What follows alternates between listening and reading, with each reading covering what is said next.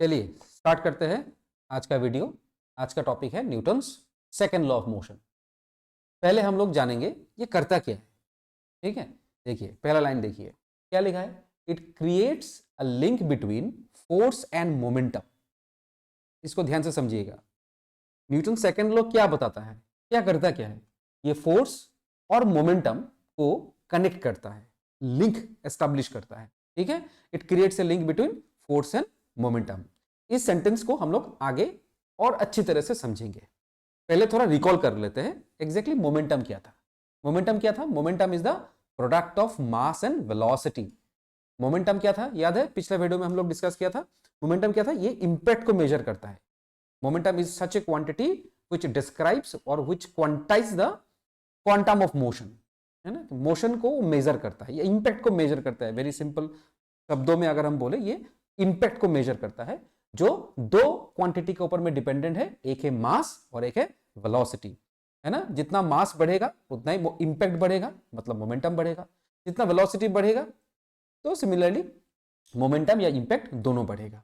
Correct. तो ये तो मोमेंटम था, ये पिछले वीडियो में हम लोग देखा, पिछले क्लास में आप लोग सुना है, इसके बारे में आपको आइडिया है। अब देखिए न्यूटन सेकेंड लॉ कहता क्या है ना। सेंटेंस में समझते हैं पहले उसको, फिर देखेंगे आगे। देखिए सेंटेंस में क्या है, rate of change of momentum. देखिए ये बहुत इंपॉर्टेंट वर्ड है, rate of change of momentum. मतलब मोमेंटम का जो बदलाव है, जो चेंज है, उसका जो रेट है, मतलब कितना जल्दी मोमेंटम किसी मूविंग ऑब्जेक्ट का चेंज हो रहा है। मान के चलिए गाड़ी जा रहा है ना, उसका मोमेंटम अगर बढ़ रहा है, कैसे बढ़ेगा? उसका वेलोसिटी बढ़ेगा तब ना मोमेंटम बढ़ेगा, उसका तो मास तो कांस्टेंट रहेगा। तो अगर एक मूविंग कार आप इमेजिन कीजिए, अगर जा रहा है, तो अगर उसको मोमेंटम आपको बढ़ाना है ना, तो क्या करना होगा? उसका वेलोसिटी को चेंज करना होगा। ठीक है, अगर वेलोसिटी आप चेंज कर रहे मतलब आप उसका मोमेंटम को चेंज कर रहे। अब ये जो मोमेंटम उसका चेंज होगा, ये किसके प्रोपोर्शनल आएगा? देखिए rate of change of momentum is directly proportional, मतलब कितना प्रोपोर्शनल में जा रहा है to the applied force. That is the most important point. मतलब एक मूविंग ऑब्जेक्ट का जो जिसका मोमेंटम हम लोग को चेंज करवाना है या चेंज होगा या हम लोग करेगा, तो किसके प्रोपोर्शनल में होगा? ये अप्लाइड फोर्स के ऊपर में होगा। देखिए वेरी सिंपल कॉन्सेप्ट है। एक गाड़ी मान के चलिए आप चला रहे हैं, ठीक है, इसका आपने वेलोसिटी इंक्रीज किया। जब वेलोसिटी आपने उसका इंक्रीज किया पहले से, मतलब उसका मोमेंटम आपने चेंज किया। और वो जो मोमेंटम आपका चेंज हुआ है वो कैसे हुआ है? अब सोचिए। आप देखिए गाड़ी में एक होता है ना एक्सेलरेटर, तो जब एक्सेलरेटर आप दबाए तब ना उसका मोमेंटम चेंज हुआ, तब ना उसका वेलोसिटी बढ़ा। अब जितना आप एक्सेलरेटर को जोर से दबाएंगे, मतलब जितना ज्यादा फोर्स अप्लाई करेंगे, तो उतनी प्रोपोर्शन से उसका मोमेंटम भी क्या होगा? चेंज होगा, मतलब उसका वेलोसिटी भी बढ़ेगा। तो ऑटोमेटिकली उसका मोमेंटम में क्या आएगा? बदलाव होगा। और रेट का मतलब क्या है? रेट का मतलब है कितने समय में, कितने जल्दी जल्दी, कितना जल्दी जल्दी इसका मोमेंटम आपका चेंज हो रहा है। वो एग्जैक्टली डायरेक्टली प्रोपोर्शनल है उसके ऊपर में अप्लाई किया गया हुआ फोर्स के ऊपर में। यही न्यूटन सर ने बताया है और यही Newton second law of motion में लिखा है। देखिए ध्यान से पढ़िए फिर से। The rate of change of momentum is directly proportional to the applied force. जितना ज्यादा फोर्स होगा उतनी ही जल्दी उसका मोमेंटम में क्या होगा? बदलाव आएगा।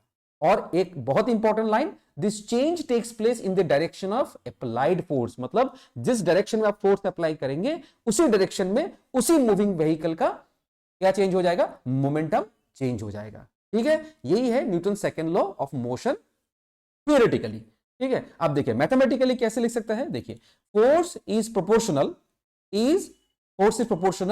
Rate in change in momentum, यही लिखा गया था। अब देखिए इसे मैथमेटिकली कैसे लिखते हैं, force proportional change in momentum divided by time. Divided by time मतलब क्या है? Rate of change in momentum, मतलब विद रिस्पेक्ट टू टाइम, कितने समय में, है ना, कितना समय में ये मोमेंटम में चेंज आया है, कितनी कितनी कितनी सेकंड में, 1 सेकंड में हुआ है चेंज इन मोमेंटम, 2 सेकंड में हुआ है, 3 सेकंड में हुआ है, कितनी जल्दी जल्दी। तो विद रिस्पेक्ट टू टाइम, अगर हम टाइम को भी कंसीडर करते हैं तो उसी को बोला जाता है rate of change in momentum. समझ में आया?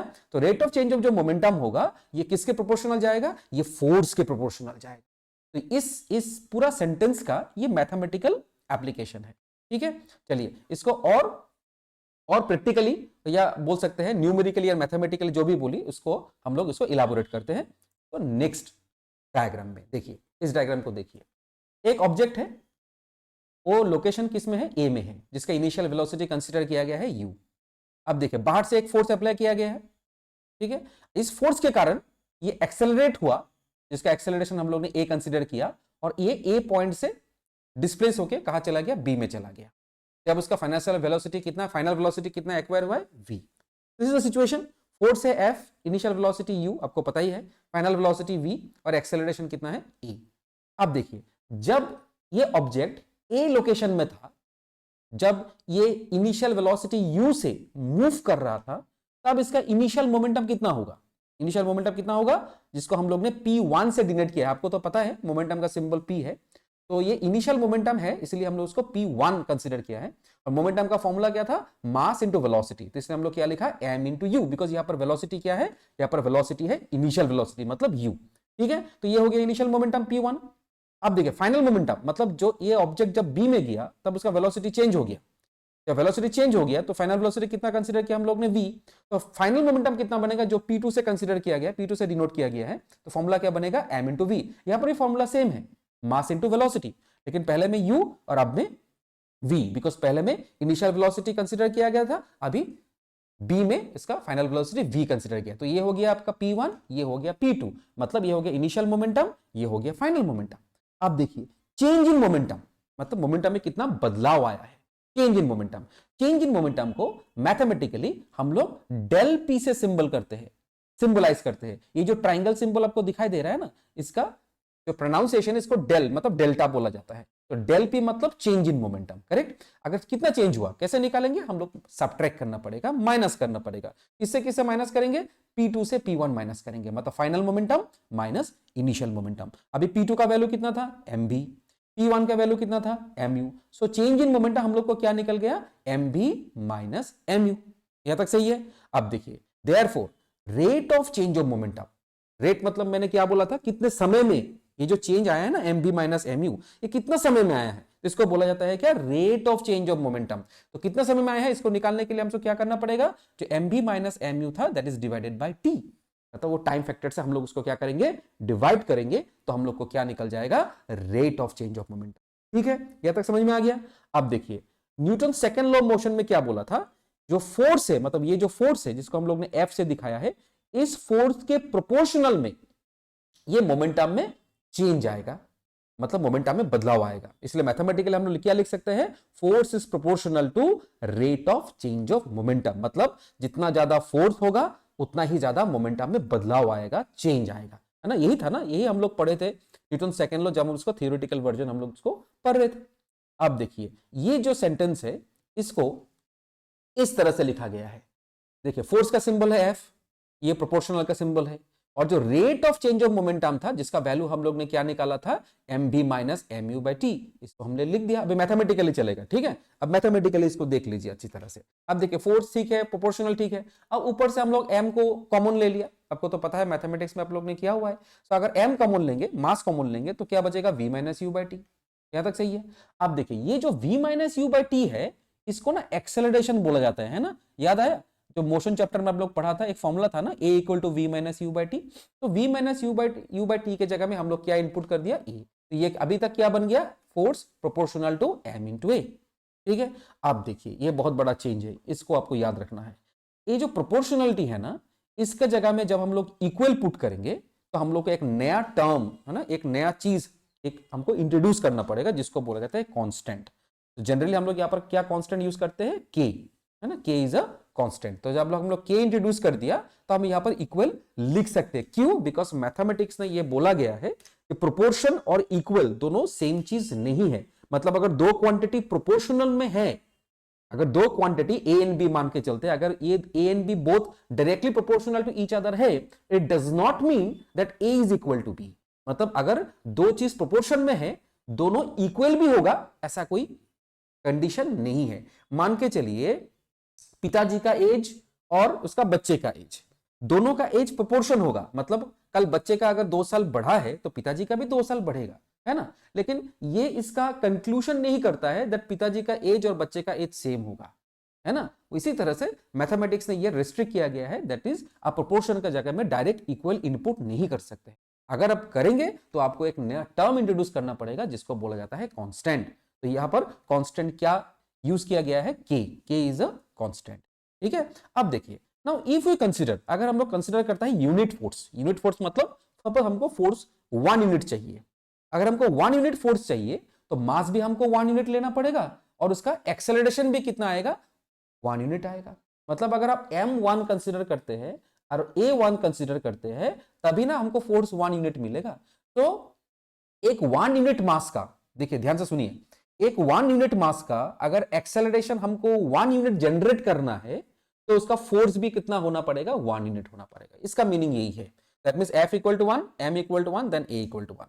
अब देखिए अगर सब 1 हो गया, अभी हम ये जो F equal to K into M into A है, मैंने इसे फिर से लिखा हुआ है, देखिए अच्छी तरह से, यही सेंटेंस मैंने फिर से लिखा है। अब F का जगह में 1 कंसिडर किया, K तो हमको पता नहीं है, तो M का जगह में 1 और A का जगह में 1, सब 1 हो गया। अगर सभी 1 हो गया तो ऑटोमेटिकली क्या बनेगा, A इक्वल टू 1 बनेगा, है ना, K इक्वल टू 1 बनेगा। ऑब्वियसली अगर सब हम लोग ने 1 1 कंसिडर किया है तो K इक्वल टू 1 बनेगा। समझ में आ गया ना। तो हम लोग ने क्या, हमको क्या मिल गया, K इक्वल टू 1 मिल गया। अब देखिए हम लोग क्या लिखा है, now by putting the value of K in equation number 1। अभी सोचिए ये इक्वेशन नंबर 1 कहां है, देखिए यहां पर, देखिए ये जो, देखिए ये जो F equal to K into M into A है ना, यहां पर हम लोग ने इसको कंसिडर किया था इक्वेशन नंबर 1। ठीक है, मैथमेटिकली चल रहा है ना, तो इसको मैथमेटिकली हम लोग इसको सॉल्व करेंगे, तो let it be 1, equation number 1। अब देखिए हम लोग को इस यहां तक आते आते K का वैल्यू 1 मिल गया। अभी हम लोग क्या करेंगे, इस K का वैल्यू को जो 1 है ना, इस इक्वेशन नंबर 1 में हम लोग इनपुट कर देंगे, मतलब बिठा देंगे। अब देखिए now by putting the value of K in equation number 1, तो F equal to K into M into A था। F तो F रहा, K का जगह में 1 बिठा दिया, तो अल्टीमेटली सब मल्टीप्लाई करेंगे तो क्या मिल जाएगा हम लोग के पास, F equal to M into A, मतलब force equal to mass into acceleration, F equal to M into A। ये न्यूटन्स सेकेंड लॉ का मैथमेटिकल डिराइवेशन है। आपको जो एग्जाम आने वाला है उसमें ये पूछेगा, state Newton second law of motion, इस तरह से क्वेश्चन पूछता है, एंड डिड्यूस इट मैथमेटिकली, मतलब इसको मैथमेटिकली आप इंटरप्रेट कीजिए या सॉल्व कीजिए, या कभी कभी सीधा तरह के पूछ सकता है that prove that F equal to M। मतलब ये जो फोर्स है, ये जो अप्लाइड फोर्स है, ये दो क्वांटिटी के ऊपर डिपेंडेंट होगा, एक होगा मास और एक होगा एक्सेलरेशन, है ना। तो जितना ज्यादा मास बढ़ेगा, जितना ज्यादा एक्सेलरेशन होगा, उतने ही प्रोपोर्शनल में क्या बढ़ जाएगा, फोर्स भी बढ़, मतलब उल्टी तरह के भी अगर बोले, जितना ज्यादा फोर्स अप्लाई करेंगे उतना ही ज्यादा एक्सेलरेशन होगा। ठीक है, तो ये जो सेकेंड लॉ ऑफ मोशन है ना, जो जिसका मैथमेटिकल इंटरप्रिटेशन क्या आया, F इक्वल टू Ma, इसका मतलब क्या हो गया, दैट फोर्स इक्वल टू क्या हो गया, मास इंटू एक्सेलरेशन। आई थिंक आपको समझ में आया होगा Newton second law of motion and उसका मैथमेटिकल कन्वर्जन, या बोल सकते हैं डिडक्शन। ठीक है, तो आज के लिए हम लोग इतना ही है, यही था Newton second law of motion. आगे जाके हम लोग उसका थोड़ा न्यूमेरिकल भी टच करेंगे और अच्छी तरह से इस फॉर्मूला, जिसको F इक्वल टू M एक फॉर्मूला ही है ना, इसको हम लोग समझेंगे और फोर्स का ऐसा यूनिट भी हम लोग उसका निकालेंगे। ठीक है, तो आज के लिए इतना ही है, तो नेक्स्ट वीडियो में हम लोग उसको और आगे कंटिन्यू करेंगे। ठीक है, तो चलिए आज के लिए इतना ही है, थैंक यू।